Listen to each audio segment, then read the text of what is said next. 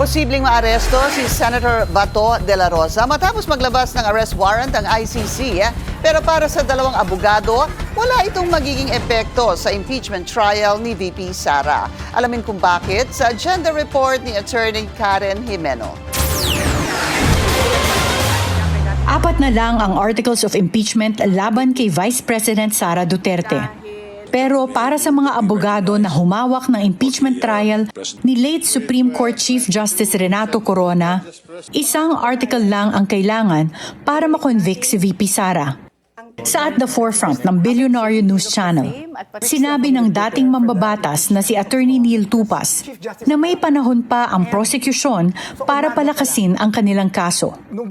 Si Tupas ang Chief Prosecutor noong Corona impeachment trial. Weeks lang kami nag-prepare for the impeachment of Corona because Chief Justice ang kalaban. Pero ito ngayon, they had all the time. 2 years of preparation. And siguro they have the evidence. Pero para sa nooy defense counsel na si Attorney Ramon Esguera, kung gaano kalakas ang suporta sa impeachment ni VP Sara sa Kamara, kabaliktaran ito sa Senado matapos ang isa na namang coup. Ganyan din ang pananaw ni Tupas. Even if before the change, Karen, I was already, this is just my guess, no? I was already saying that they cannot get the 16. So there will be no conviction. Leadership change, and lalong tingin ko, lalong mahirap ang conviction sa Senate. But of course, everything fluid. Pwedeng mag-change ang Senate kasi since ang constituency niya is national. Public opinion matters a lot.